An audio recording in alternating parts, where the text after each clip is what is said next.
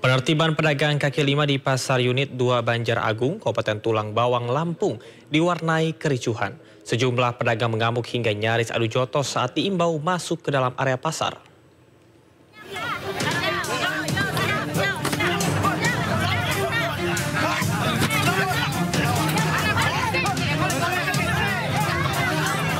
Penertiban pedagang kaki lima di luar Pasar Modern Unit 2 Banjar Agung, Kabupaten Tulang Bawang, Lampung diwarnai kericuhan Senin siang. Kericuhan terjadi saat Wakil Bupati Tulang Bawang, Hankam Hasan, meminta sejumlah pedagang yang berjualan di bahu jalan dan area parkir untuk masuk ke dalam pasar. Namun sejumlah pedagang mengamuk dan menolak untuk direlokasi ke dalam pasar hingga terlibat cekcok dan nyaris adu jotos. Beruntung kericuhan tidak berlangsung lama dan dapat direda oleh petugas TNI Polri yang berjaga di lokasi kejadian. Jangan takut dengan siapapun, saya di belakang bapak-bapak sekalian. Mau sampai mana mereka saya kejar. Ya, tapi tetap kondusif. Kondusif, harus kondusif. Ya, harus oke. Ini negara nggak boleh kalah dengan siapapun. Ya. Membela kebenaran siap-siap mati. Penertiban ini dilakukan lantaran pedagang kaki lima dianggap mengganggu kenyamanan lantaran berjualan di bahu jalan. Sebelumnya pihak pemerintah Kabupaten Tulang Bawang telah memberikan teguran lisan maupun tertulis agar para pedagang kaki lima masuk ke dalam area pasar. Sebenarnya kita sudah bersosialisasi hampir 1 bulan sampai 1,5 bulan. Sudah kita sampaikan baik secara administrasi, lisan, surat edaran, rambu-rambu.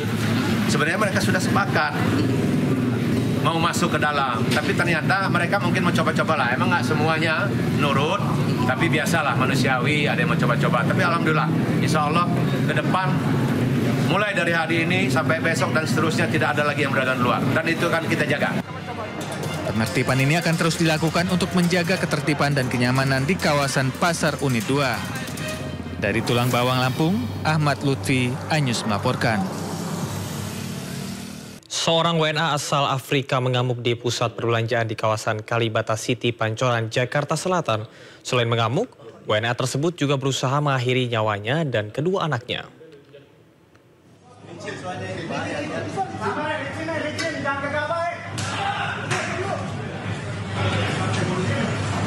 Hati-hati licin ya, jatuh ntar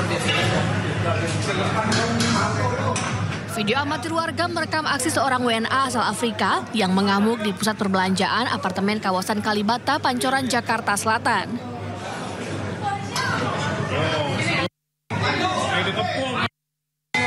Sebelum mengamuk, WNA berinisial K tersebut tengah dalam kondisi mabuk dan diduga sempat terlibat cekcok dengan istrinya. Saat mengamuk, sejumlah barang di pusat perbelanjaan dirusak pelaku.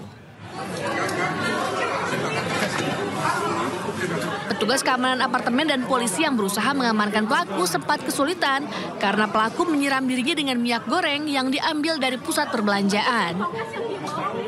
Menurut polisi, sejak awal pelaku yang dalam kondisi mabuk berniat untuk mengakhiri hidupnya dan kedua putranya yang masih balita.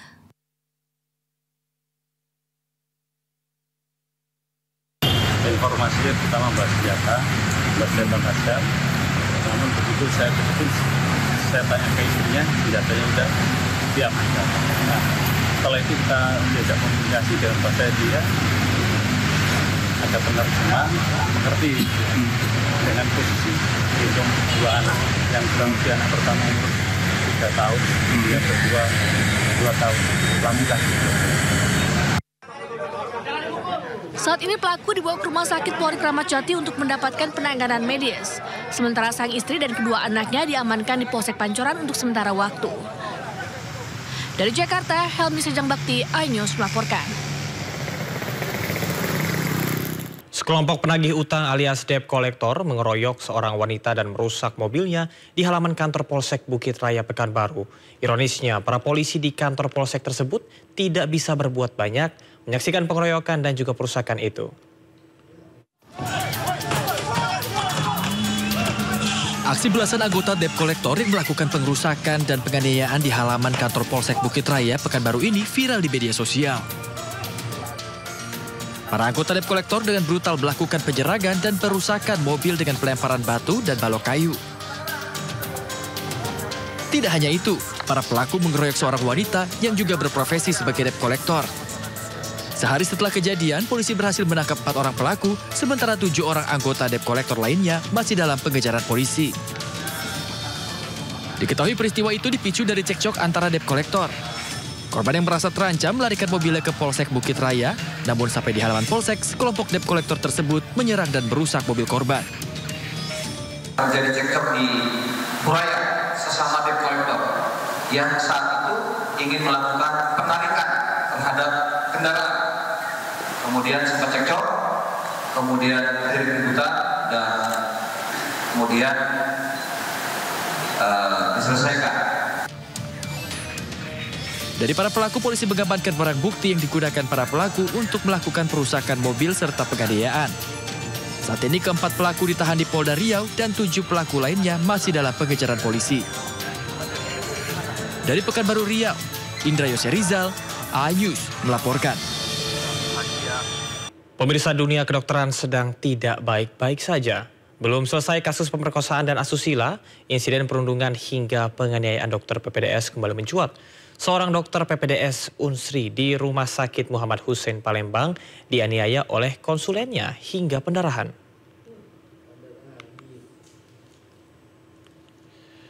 Dugaan penganiayaan terhadap seorang dokter PPDS anestesi Universitas Sriwijaya pertama kali diungkap laman Instagram PPDS Gram. Korban ditendang di bagian alat vitalnya oleh dokter konsulennya atau dokter spesialis yang jenjangnya lebih tinggi saat bertugas di Rumah Sakit Muhammad Hussein Palembang. Akibatnya korban harus dirawat karena pendarahan di alat vitalnya. Ya, kami sudah dapat laporan dari Rumah Sakit Muhammad Hussein bahwa betul terjadi. Nah, untuk selanjutnya tentu kami perlu dalami dulu kasus ini untuk kita mengambil tindakan apa lagi setelah ini. Jadi itu kita pastikan dulu, tapi saat ini kita bisa konfirmasi bahwa kasus ini memang terjadi di sana. Itu di wahana pendidikannya di Rumah Sakit ini ya, Muhammad Hussein ya. Pendidikan di Muhammad Hussein ya Pak? Ini baru dapat juga informasi sesaat dulu dari videonya juga yang viral, yang sudah beredar. Kita pastikan dulu kronologisnya seperti apa, penanganan dari rumah sakit juga seperti apa, itu kita pastikan. Dugaan pelakunya Pak? Kita belum tahu ya. Kita tahu lebih detail dulu. Oknum dokter PPDS UI yang merekam seorang mahasiswi mandi di sebuah kamar kos di kawasan Jakarta Pusat dijerat Undang-Undang Pornografi dengan ancaman hukuman 12 tahun penjara. Tersangka mengaku merekam menggunakan ponselnya untuk koleksi pribadi.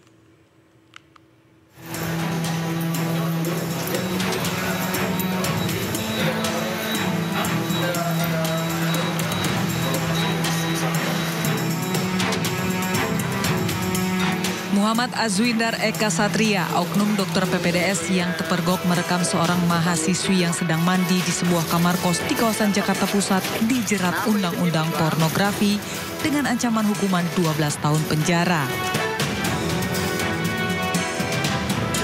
Ekspresi wajahnya tampak lesu menahan malu saat dibawa petugas unit kriminal khusus Polres Metro Jakarta Pusat Senin pagi.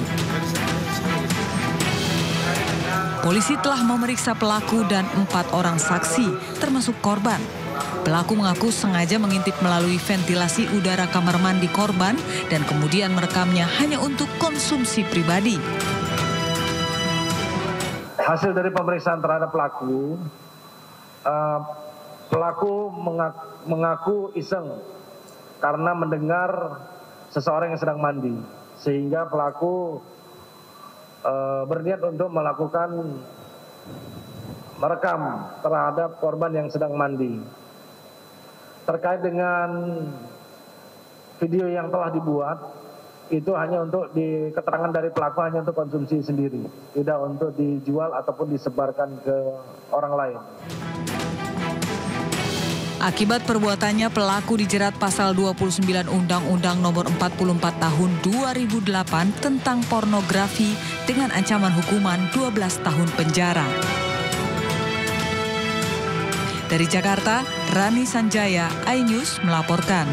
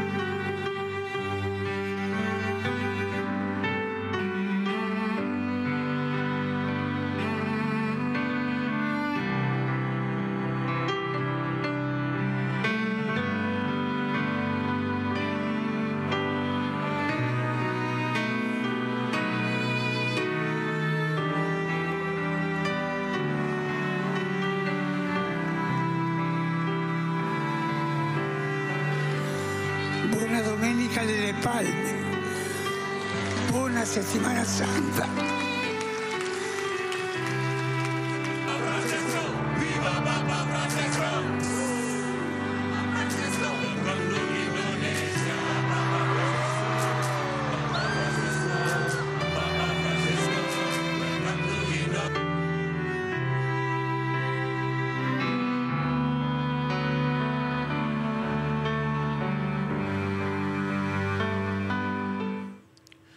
Berpulangnya Paus Fransiskus ke rumah Bapa membuat umat Katolik di seluruh dunia terkejut. Di Vatikan sejumlah umat datang untuk berdoa maupun memberikan penghormatan terakhir. Ribuan warga mulai berdatangan ke lapangan Santo Petrus untuk menyampaikan bela sungkawa dan berdoa bagi Paus Fransiskus. Pengamanan di sekitar Vatikan telah diperketat dan sebagian area lapangan Santo Petrus ditutup sementara demi kelancaran prosesi. Pemerintah Italia dan Vatikan bersiap menyambut kedatangan para pemimpin dunia yang akan melayat.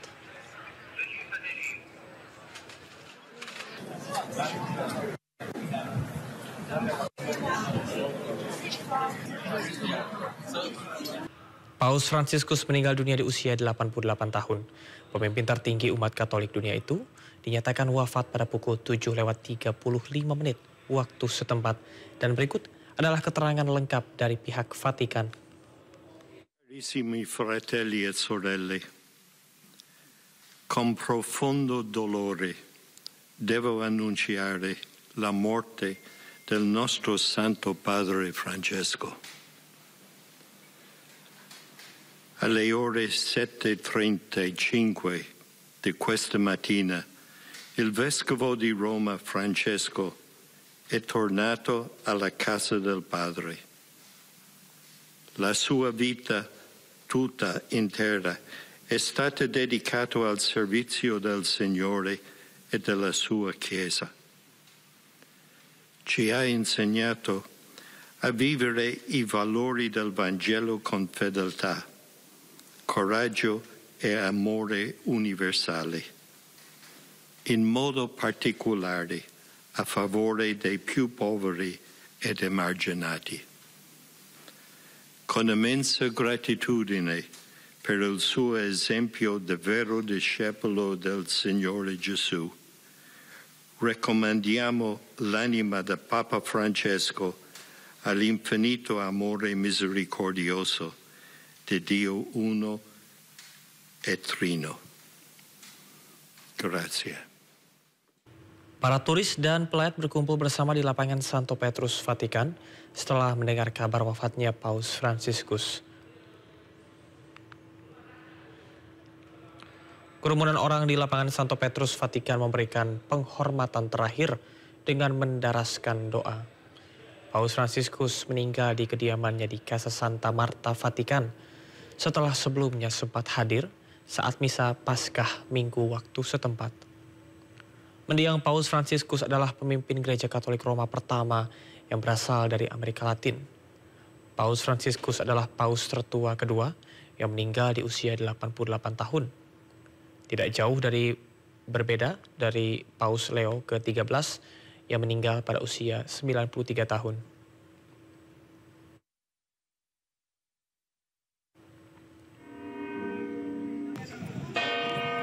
Di Madrid, Spanyol, lonceng Gereja Katedral Almudena berdentang kencang selama 15 menit usai mendapatkan informasi meninggalnya Paus Fransiskus. Warga Madrid berkumpul di luar ruangan sambil mencoba untuk memahami berpulangnya Paus Fransiskus. Apalagi warga Spanyol merasa bahwa Paus Fransiskus adalah sosok spiritual dan bermoral.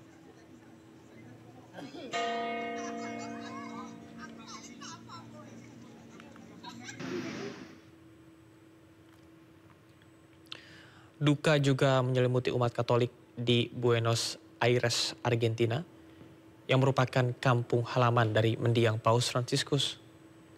Sebagai paus pertama yang berasal dari Amerika Latin, Paus Fransiskus tidak hanya menjadi simbol kebanggaan Argentina, tapi juga bagi kawasan yang lebih luas, khususnya belahan bumi selatan yang selama ini kurang mendapat sorotan dalam kepemimpinan Gereja Katolik.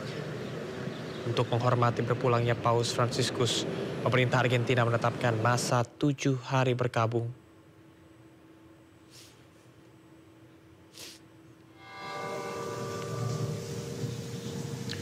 Ratusan orang berkumpul di Katedral Notre Dame saat Prancis berkabung atas meninggalnya Paus Fransiskus.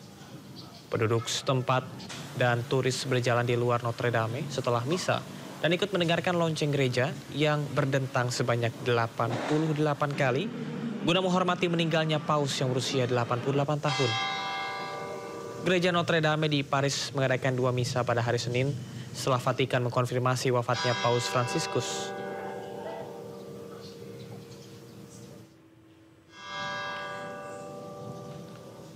Selain di Gereja Notre Dame Paris, lonceng gereja juga berdentang di Gereja Katedral Manila untuk memberikan penghormatan terakhir kepada pemimpin umat Katolik sedunia yang wafat. Selain itu, umat Katolik Manila juga berdoa bersama di dalam gereja dengan menyalakan lilin di depan potret berbingkai Paus Fransiskus. Beberapa orang terlihat larut dalam duka, sementara yang lain duduk dalam keheningan.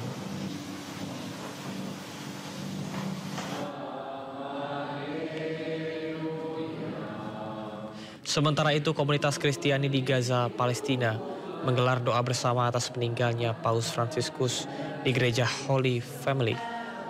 Jemaat menyampaikan duka yang mendalam, sekaligus memberikan penghormatan khusus. Sebagian jemaat mengatakan, Paus Fransiskus dikenal sebagai sosok pemimpin yang dekat dengan komunitas Kristiani di Gaza. Pemimpin Gereja Holy Family, Romo Gabriel Romanelli, mengenang selama genosida Israel di Gaza, Paus Fransiskus setiap hari berkomunikasi dengan gereja di Gaza. Paus Fransiskus wafat pada hari Senin dalam usia 88 tahun setelah berjuang cukup lama melawan pneumonia. Paus Fransiskus yang lahir di Buenos Aires, Argentina pada 1936 merupakan paus pertama dari Amerika Latin.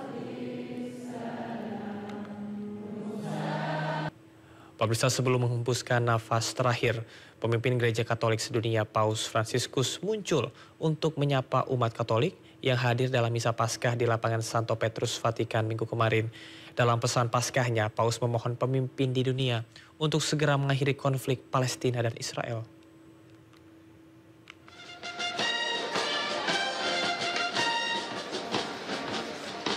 Pertunjukan upacara militer dengan penampilan tentara berbaris di alun-alun membuka perayaan Misa Paskah yang berlangsung secara khidmat.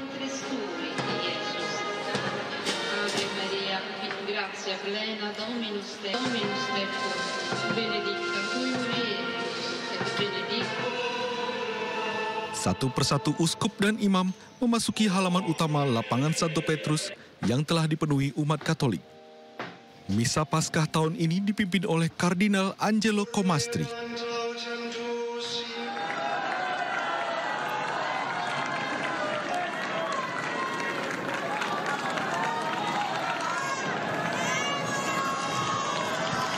Sementara Paus Fransiskus hadir dan menyapa hangat umat Katolik setelah Misa Paskah. Kemunculan pemimpin umat Katolik sedunia ini menaiki kendaraan khusus dengan berkeliling menyapa umat yang hadir di lapangan Santo Petrus, Vatikan. Dalam kesempatan yang istimewa, Paus Fransiskus menyapa umat dengan ucapan Selamat Paskah dari balkon Basilika Santo Petrus yang disambut sorak-sorai umat yang hadir.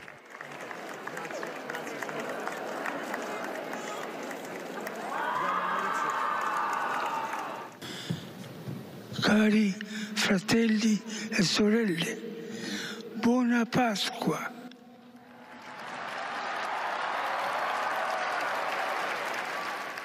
Pesan Paskah Paus Fransiskus diwakilkan oleh Uskup Agung Gereja Katolik Roma, Diego Ravelli, dalam pidatonya dengan menyerukan perdamaian untuk mengakhiri konflik Palestina dan Israel. Selain itu, Paus juga berpesan untuk berdoa menemani orang-orang Kristen di Timur Tengah, serta seruan dialog perdamaian di Yaman, Ukraina, Armenia, dan Azerbaijan.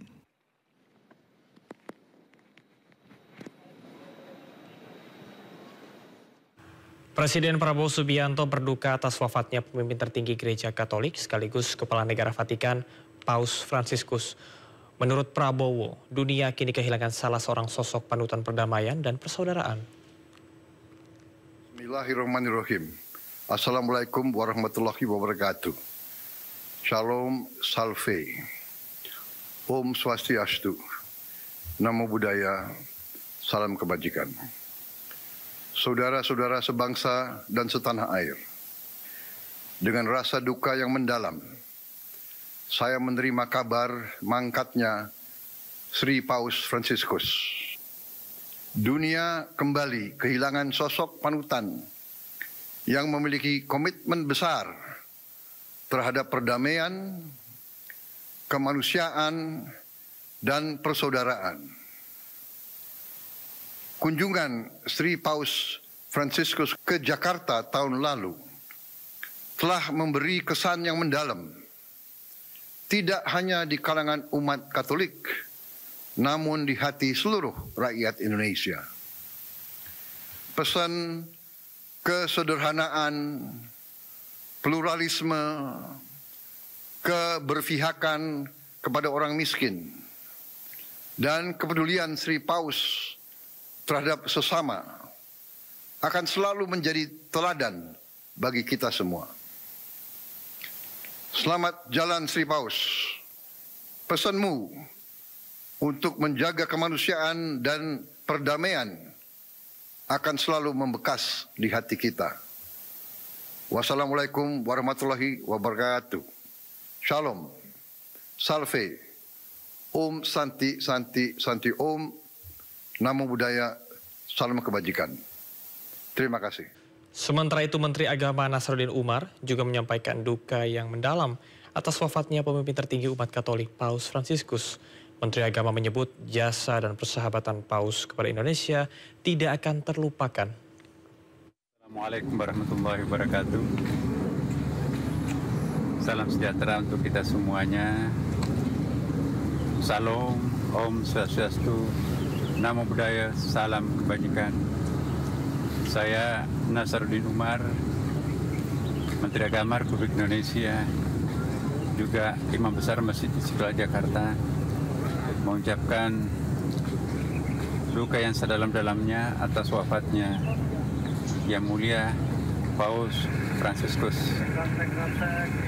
Tentu jasa dan persahabatan beliau tidak bisa kita lupakan. Baru saja telah mengunjungi Indonesia, termasuk mengunjungi Masjid Istiqlal dan memberikan pernyataan bersama yang sangat mengglobal. Baru saja dipanggil oleh Tuhan Yang Maha Kuasa. Tentu doa kita semoga Yang Mulia mendapatkan tempat yang layak di sisinya sesuai dengan kebajikan yang telah dilakukannya. Dan bagi umat Katolik yang telah ditinggalkan oleh Paus Fransiskus, tentu kita ikut bersama-sama mengerti dan mohon kesabaran menghadapi cobaan ini.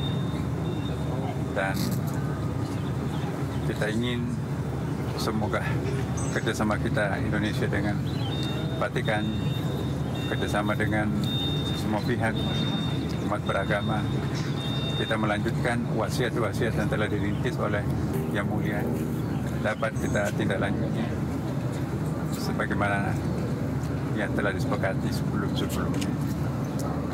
Sekali lagi, kami semuanya, keluarga besar Kementerian Agama, segenap warga bangsa Indonesia, sekaligus mewakili pemerintah, sekali lagi mengucapkan turut berduka cita sedalam-dalamnya atas berpulangnya atau wafatnya Paus Fransiskus. Suasana duka kepergian Paus Fransiskus terlihat di Kedutaan Besar Tahta Suci Vatikan di Jakarta. Kedutaan Besar Vatikan menerima tamu-tamu yang ingin datang mengucapkan bela sungkawa. Bendera setengah tiang tanda duka cita terpasang di Kedutaan Besar Tahta Suci Vatikan di Jalan Medan Merdeka Timur, Jakarta Pusat. Sejumlah karangan bunga bela sungkawa juga terlihat di halaman Kedubes. Di antaranya datang dari Presiden Prabowo Subianto dan Seskap Teddy Indrawijaya. Kedutaan Besar Tahta Suci Vatikan di Jakarta membuka pintu bagi masyarakat yang hendak mengucapkan bela sungkawa mulai hari ini hingga hari Kamis nanti. Tamu-tamu dapat menuliskan pesan duka cita dalam buku tamu yang disediakan.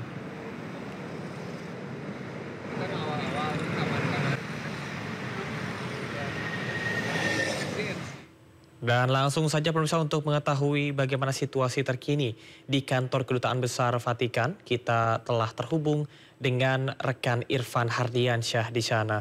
Selamat siang Irfan, apakah Kedubes Vatikan saat ini masih terus didatangi oleh umat yang hendak menyampaikan bela sungkawa? Camar dan juga pemirsa, dapat kami sampaikan bahwa untuk situasi terkini dari pantauan kami sejak pagi hingga saat ini, para jemaat yang memang sudah sejak lama tadi menunggu ataupun mengantri di depan kantor Kedutaan Besar Vatikan yang berada di Jalan Medan Merdeka, Gambir, Jakarta Pusat. Dan tentunya dari informasi yang kami dapatkan bahwa pihak dari Kedutaan Besar Vatikan ini membuka secara umum buat para jemaat yang akan mengucapkan bela sungkawa dan juga doa-doa serta kesan-kesan yang akan ditulis nantinya di buku tamu yang sudah disediakan oleh penyelenggara ataupun pihak dari Kedutaan Besar Vatikan. Dan di sebelah kiri kami ini merupakan antrian dari para jemaat umat Katolik yang akan nantinya masuk ke kantor Kedutaan Besar Vatikan. Kemudian juga dari pantauan kami ini ada beberapa karangan bunga yang sudah terpajang ataupun berdiri di depan kantor Kedutaan Besar Vatikan, salah satunya dari Presiden Republik Indonesia Prabowo Subianto. Kemudian juga dapat kami sampaikan kepada Anda, Camar dan juga pemirsa, bendera setengah tiang juga ini dikibarkan di kantor Kedutaan Besar Vatikan, yang mana ini merupakan bentuk penghormatan terakhir kepada Paus Fransiskus yang telah meninggal pada hari kemarin 21 April 2025. Dan dari informasi yang kami dapatkan juga bahwa masa berkabung ini akan berlangsung selama 9 hari di Vatikan. Kemudian juga nantinya Paus Fransiskus ini akan dimakamkan di hari ke-10 wafat dari Paus Fransiskus. Kemudian dari informasi yang kami dapatkan juga bahwa untuk kunjungan para jemaat ini akan dibagi menjadi 2 sesi, yang mana sesi pertama ini akan dilakukan dari mulai pukul 10 waktu Indonesia bagian Barat hingga pukul 12.00. Kemudian untuk di sesi kedua ini akan digelar mulai dari pukul 14.00 hingga pukul 17.00, dan ini akan dilakukan ataupun diselenggarakan selama 3 hari ke depan, mulai dari tanggal 22 April hingga 24 April 2025. Dan dari informasi yang kami dapatkan juga bahwa memang untuk para jemaat ini merupakan jemaat Katolik yang memang sudah mendapatkan undangan secara khusus. Kemudian juga jemaat yang memang sering melakukan kunjungan ke Kedutaan Besar Vatikan. Camar. Baik, terima kasih rekan Irfan Hardiansyah yang melaporkan langsung dari Kedutaan Besar Vatikan Jakarta. Selamat bertugas kembali. Gereja Katedral Jakarta bakal mengadakan misa requiem atau misa arwah untuk Paus Fransiskus yang wafat hari ini. Misa akan digelar Kamis mendatang, dan Uskup Keuskupan Agung Jakarta, Kardinal Ignatius Suharyo, meminta setiap paroki di Keuskupan Agung Jakarta melakukan misa arwah di parokinya masing-masing. Sungguh-sungguh merasakan kehilangan dengan berpulangnya Paus Fransiskus. Ini saya rasakan dengan banyaknya pertanyaan-pertanyaan dan ucapan bela duka dari para sahabat dari latar belakang apapun yang sejak tadi sekitar jam 4 waktu Indonesia bagian Barat membuat telepon saya berbunyi terus dengan ucapan-ucapan bela duka itu. Terima kasih kepada bapak-bapak, ibu-ibu, saudara-saudara sekalian yang mengucapkan bela sungkawa atas kepergian Paus.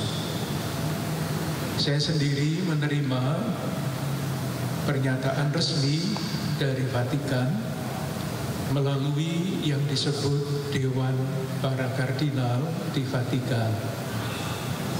Ketika saya menerima berita itu, sudah dikatakan isinya Romotul, saya tidak percaya. Karena apa? Karena kemarin Paus Fransiskus masih hadir di tengah-tengah umat ketika seperti biasanya pada hari Minggu menyampaikan berkat untuk kota dan untuk dunia. Saya lalu bertanya kepada Nuncio, Duta Besar Vatikan untuk Indonesia. Beliau menjawab, benar. Lalu saya konfirmasi lagi dengan Duta Besar Indonesia untuk Vatikan. Bapak Duta Besar Indonesia untuk Vatikan juga mengatakan benar. Sesudah itu, saya mencoba mencari informasi dari Kedutaan Besar Indonesia, Kedutaan Besar Vatikan untuk Indonesia. Belum banyak yang dapat disampaikan karena Dewan Para Kardinal baru akan bertemu. Sementara itu, suasana duka masih menyelimuti Gereja Katedral Jakarta hari ini pasca wafatnya pemimpin umat Katolik dunia Paus Fransiskus. Umat Katolik di wilayah Jakarta berdatangan untuk berdoa dan memberikan penghormatan terakhir.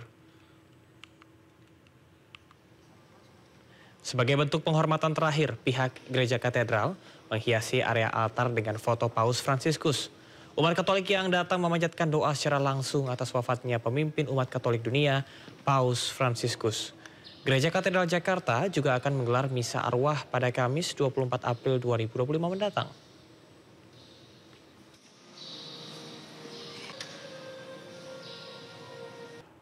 Untuk mengetahui bagaimana situasi terkini Gereja Katedral Jakarta setelah wafatnya Paus Fransiskus, kami sudah terhubung dengan rekan Yasmin Atania di sana.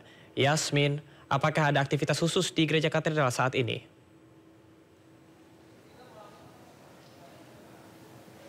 Selamat siang Camar dan juga pemirsa. Suasana duka menyelimuti Gereja Katedral Jakarta usai wafatnya pimpinan Katolik dunia Paus Fransiskus di usia ke-88 tahun. Kami memantau sejak pagi hari tadi umat Katolik terus berdatangan silih berganti untuk berdoa secara langsung baik di dalam Gereja Katedral maupun di area Gua Bunda Maria yang berada di kawasan Gereja Katedral Jakarta ini. Tidak hanya ada yang datang secara sendiri-sendiri atau pribadi, ada juga yang datang bersama keluarga dan juga kelompok. Sebagai bentuk penghormatan terakhir, pihak Gereja Katedral ini menghias area altar dengan menempatkan foto besar dari Paus Fransiskus. Ini ada 2 foto yang ditempatkan baik di sisi kanan altar maupun di sisi kiri altar. Selain itu juga ada pula bingkai foto yang ditempatkan dengan rapi di antara rangkaian bunga anggrek. Untuk hari ini memang tidak ada peribadatan khusus yang digelar, jadi bagi umat Katolik yang ingin datang bisa langsung datang untuk berdoa secara langsung di sini. Namun informasi yang sudah disampaikan sebelumnya oleh pihak Gereja Katedral terkait dengan penyelenggaraan misa arwah ini akan digelar pada Kamis esok, tepatnya 24 April 2025 pada pukul 18 waktu Indonesia Barat, dan diharapkan pula bagi seluruh umat Katolik di Indonesia untuk turut menjalankan misa arwah di gereja masing-masing. Sekian informasi yang dapat kami sampaikan. Camar, kembali ke studio. Baik, terima kasih rekan Yasmin Atania langsung dari Gereja Katedral Jakarta. Selamat bertugas kembali. Pemirsa, terima kasih Anda masih di Sindo Siang. Badan Penyelenggara Jaminan Produk Halal atau BPJPH bersama dengan Badan Pengawas Obat dan Makanan BPOM merilis daftar produk makanan olahan yang ditemukan mengandung unsur babi. Sekali lagi saya tegaskan, kami tidak akan Kepala BPJPH Haikal Hasan menjelaskan, unsur babi ditemukan pada 9 produk makanan. 7 diantaranya telah memiliki sertifikasi halal. Terkait dengan temuan ini, BPJPH memberikan sanksi tegas. Salah satunya adalah dengan melayangkan surat panggilan kepada para produsen dan juga distributor untuk penarikan produk dari pasar. Kami menghimbau. Yang akan kami fokuskan adalah telah ditemukan 9 produk makanan olahan mengandung unsur babi yang beredar di Indonesia. Dan pembuktian ini dilakukan melalui uji laboratorium, baik laboratorium BPOM maupun laboratorium kami, yaitu BPJPH. Dan harus kami sampaikan juga bahwa laboratorium kami adalah salah satu laboratorium dengan tingkat ketelitian tertinggi di Indonesia. Terhadap produk bersertifikat halal, BPJPH memberikan sanksi berupa penarikan produk dari peredaran sesuai dengan peraturan pemerintah tahun nomor 42 tahun 2024 tentang penyelenggaraan jaminan produk halal. Terhadap produk yang tidak bersertifikat halal, BPOM memberikan sanksi berupa peringatan instruksi kepada pelaku usaha untuk menarik produk dari peredaran berdasarkan Undang-Undang Nomor 18 Tahun 2012 tentang pangan dan PP Nomor 69 Tahun 99 tentang label dan iklan pangan. Kami juga sudah berkoordinasi dengan Komdigi dan kementerian-kementerian terkait serta asosiasi e-commerce untuk menghentikan penayangan produk-produk yang dimaksud. Kami menghimbau kepada masyarakat Indonesia untuk, ini kepada masyarakat, please semuanya tolong laporkan bila menemukan produk yang mencurigakan dan atau mengandung zat yang tidak aman dan tidak halal. Dan pemirsa, saatnya kita simak pantauan arus lalu lintas pada siang hari ini. Kami sudah terhubung dengan Brigadir Treslinda dari NTMC Polri yang kini berada di kawasan MT Haryono, Jakarta Selatan. Selamat siang Brigadir Treslinda, bagaimanakah pantauan arus lalu lintas dari tempat Anda melapor?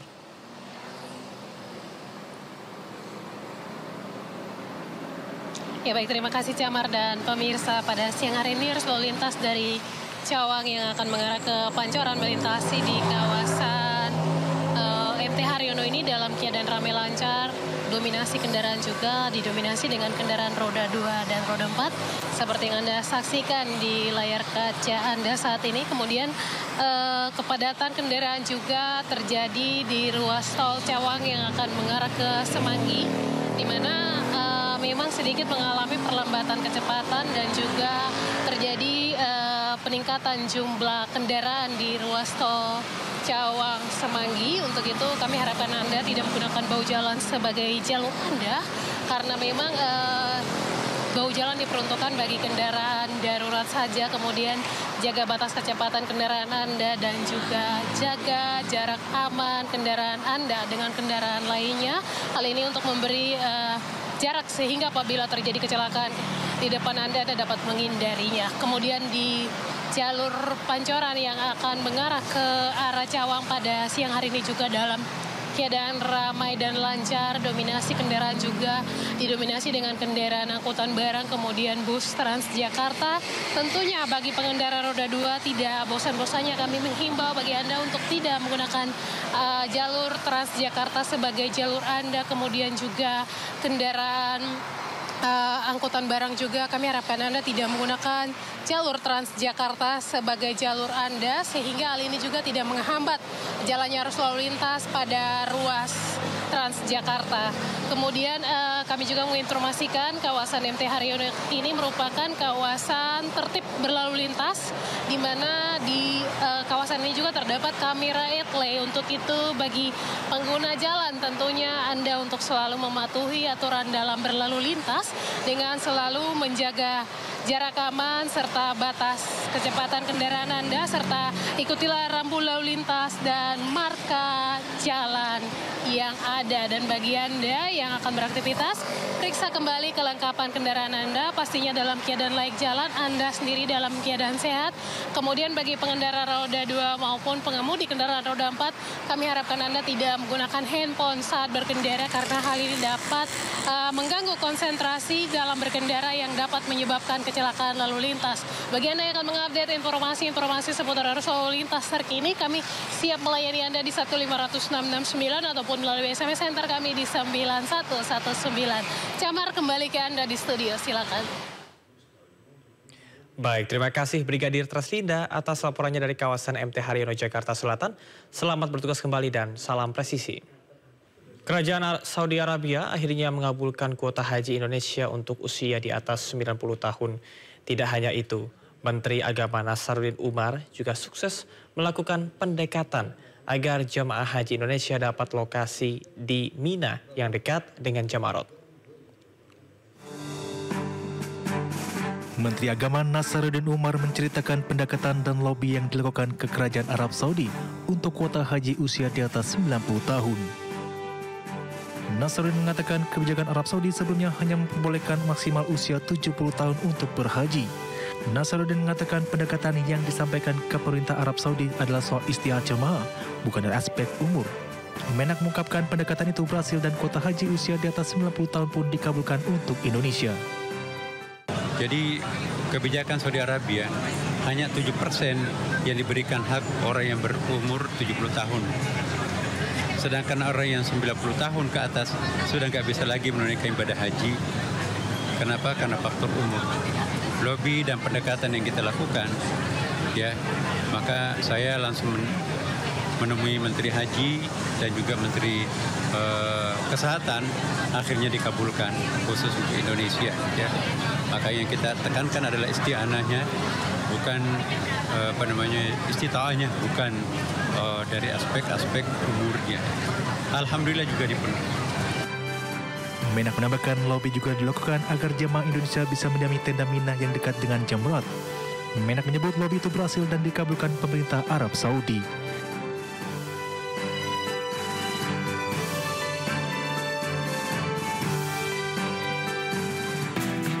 Menteri Luar Negeri Republik Indonesia Sugiono melakukan kunjungan kerja ke Beijing, Tiongkok untuk melakukan sejumlah pertemuan memperingati 75 tahun hubungan diplomatik kedua negara. Salah satu hasil utama pertemuan adalah penandatanganan nota kesepahaman pembentukan dialog strategis dan menyeluruh dengan fokus pada 5 pilar kerjasama, yakni ekonomi, hubungan antar masyarakat, maritim, politik, dan keamanan.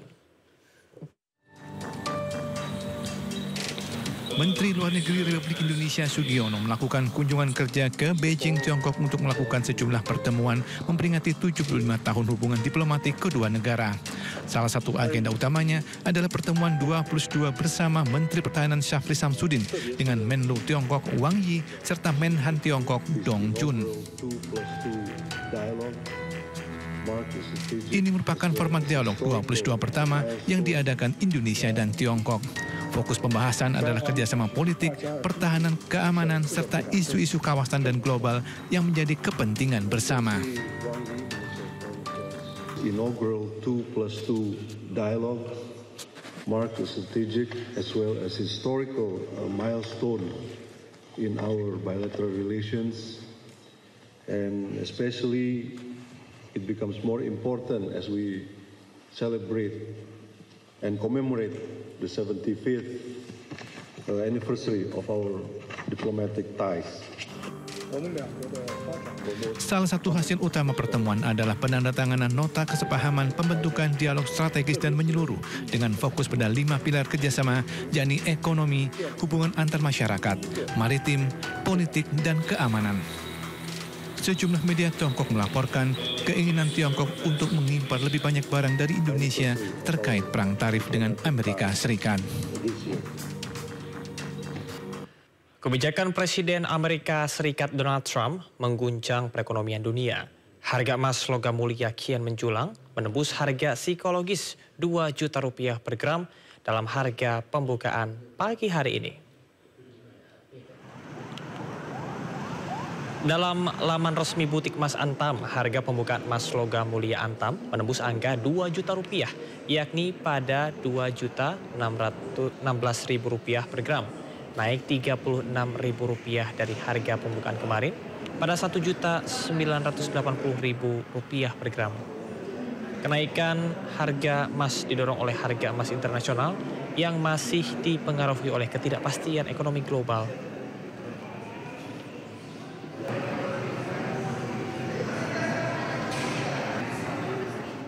Dukungan untuk kemerdekaan Palestina terus disuarakan warga dari seluruh penjuru dunia, termasuk di tanah air. Massa berkumpul di kawasan Patung Kuda Jakarta dengan membawa berbagai atribut Palestina. Ratusan massa yang berkumpul di kawasan Patung Kuda Jakarta menyampaikan orasi, berdiskusi terkait Palestina hingga membacakan puisi.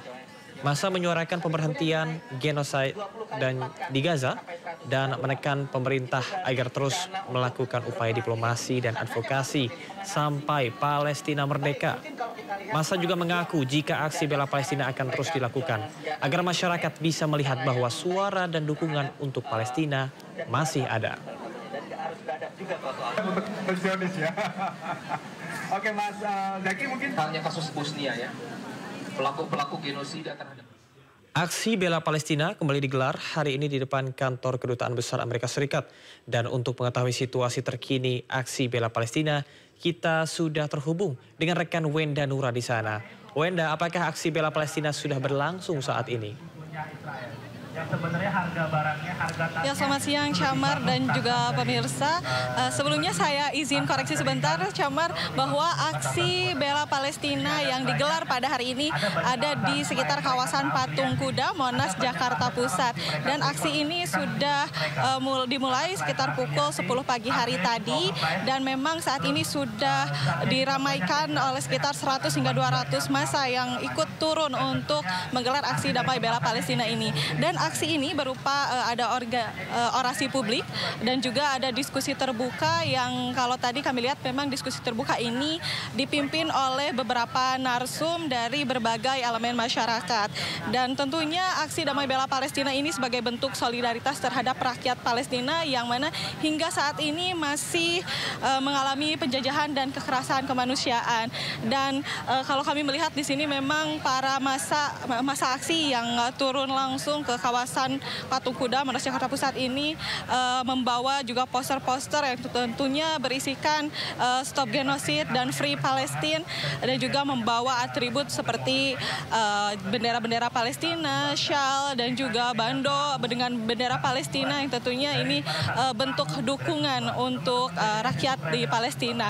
Dan tadi kami sempat berbincang dengan salah satu narasumber yang memimpin diskusi publik, Camar. Mereka mengatakan bahwa situasi terkini saat ini di Gaza, Palestina tentu mengalami kesulitan. Tentunya bantuan pun saat ini sangat dibatasi sehingga bantuan sangat menipis. Dan tadi dari beberapa narsum yang kami wawancara, mereka mengatakan bahwa mendukung tentunya rencana evakuasi dari pemerintah Republik Indonesia untuk mengevakuasi sebagian warga Palestina, tapi hanya korban-korban yang membutuhkan bantuan lebih. Dan tentunya kami akan terus memantau bagaimana berjalannya aksi yang digelar di kawasan Patung Kuda, Monas, Jakarta Pusat pada hari ini. Camar. Baik, terima kasih rekan Wenda Nura melaporkan langsung dari Patung Kuda, Jakarta. Selamat bertugas kembali. Menteri Sosial Saifullah Yusuf atau Gus Ipul mengatakan pemerintah telah menyiapkan sejumlah daerah menjadi lokasi penampungan warga Gaza Palestina yang dievakuasi ke Indonesia. Salah satu lokasinya yakni di Pangkal Pinang di Provinsi Kepulauan Bangka Belitung. Mensos mengaku masih menunggu arahan dari Presiden Prabowo Subianto terkait dengan persiapan evakuasi warga Gaza ke Indonesia. Gus Ipul menyatakan kementeriannya diminta untuk bersiap apabila ada instruksi dari Presiden. Gus Ipul menyampaikan Kementerian Sosial memiliki beberapa fasilitas yang dapat digunakan untuk mengevakuasi warga Gaza. Belum ada, cuman kita tentu siap-siap ya, diajak oleh Mensesnek untuk siap-siap, siapa tahu nanti ada arahan dari Presiden, itu aja. Nah tentu Kementerian Sosial punya beberapa fasilitas ya, kalau toh itu misalnya nanti ada arahan yang bisa digunakan untuk evakuasi warga Gaza. Itu pun semua amat tergantung pada arahan Presiden. Untuk kotanya katanya udah disiapkan, Mas? Maksudnya? Kota yang akan dituju. Ya salah satunya, bukan di salah satunya yang kita persiapkan itu di Pangkal Pinang. Sementara itu, Wakil Presiden ke-13 Ma'ruf Amin menyarankan Presiden Prabowo Subianto agar mengirim bantuan ke Gaza Palestina ketimbang mengevakuasi warga Gaza ke Indonesia. Ma'ruf Amin mengatakan rencana Presiden Prabowo mengevakuasi warga Gaza ke Indonesia bukanlah hal yang mudah dilakukan. Sedangkan mengirim bantuan kemanusiaan ke Gaza dinilai lebih realistis. Saya kira yang penting itu bagaimana mengatasi kesulitan yang ada di Gaza dengan cara apapun. Kalau itu bisa menyelesaikan tidak ada masalah. Ya, tapi kalau memang itu sulit, ya saya kira kita memberi bantuan kepada masyarakat di sana. Sebab memindahkan juga hal yang tidak mudah kan. Tapi juga membantu di sana juga juga tidak mudah. Jadi mana yang paling mungkin kita memberi bantuan? Saya kira